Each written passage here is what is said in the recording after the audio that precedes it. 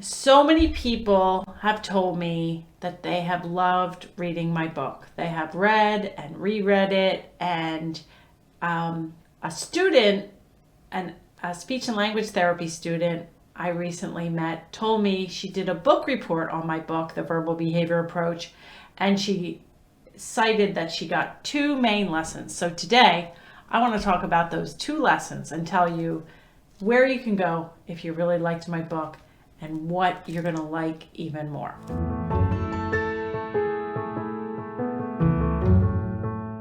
Hi, I'm Dr. Mary Barbera, autism mom, board certified behavior analyst, online course creator, and the author of the best-selling book, The Verbal Behavior Approach. As I said, I recently met a young student, a speech and language therapy student, who read my book, and she did a book report and a presentation on my book. And she told me that she really loved the book, and she got two main points out of the book that she was able to apply right away to help her kids, some without autism. So I was really interested. I said, let me know, tell me which are the 2 points you pulled out from my book, because I'd really be interested.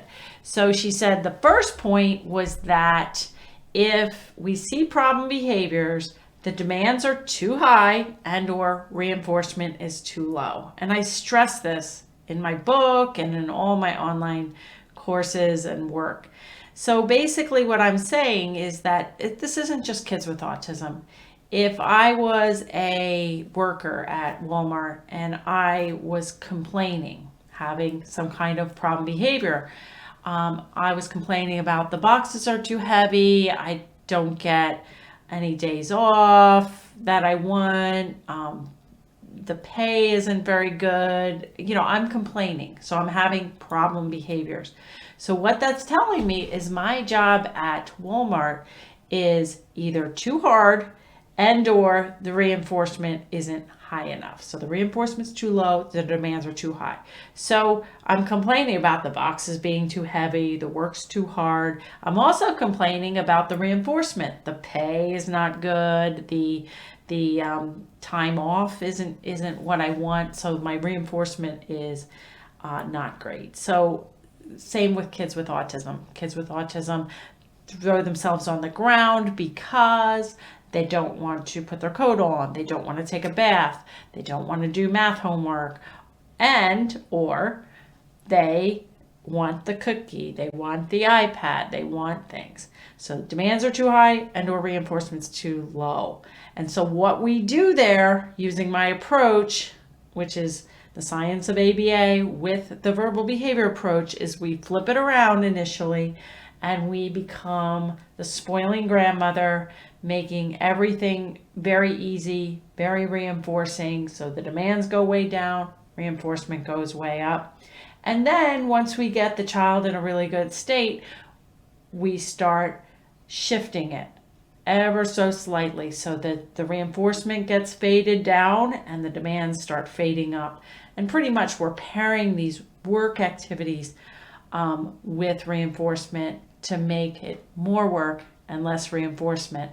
But initially we might have to flip it. And the second big point she pulled out from the book, which she wrote about in her book report, is that we all need 8 positives to every negative. So Glenn Latham talked about this in his books, Positive Parenting and Behind the Schoolhouse Door, 8 Skills Every Teacher Needs. Glenn Latham had a PhD in special education. Unfortunately, he died several years ago, but he was big on the fact that we all need a lot more positives than negatives.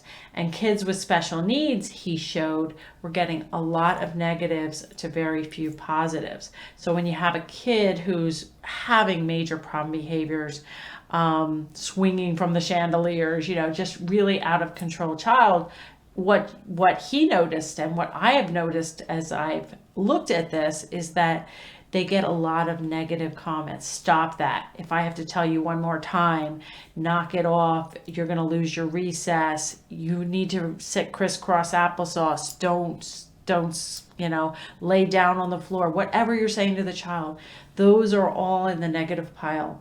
Remember Glenn Latham, and in my book I talk about 8 positives to every negative. So we want to flip that around. We want to make tasks super easy so that we are able to give a lot of positive, specific reinforcement and praise, and we want to get rid of all the hard stuff and get rid of the negativity. So I really loved the fact that she was able to pull those 2 big thoughts from the book. She was able to put that in her book report, and she was able to use that in the clinic work that she was doing with kids with and without autism. If you've never read the book, or if you haven't read it in a while, you may want to read it again.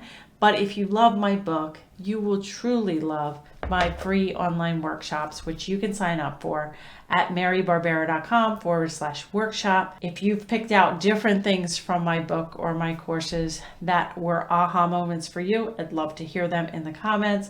If you haven't listened to my new podcast yet, you also may want to check that out at marybarbera.com/podcast.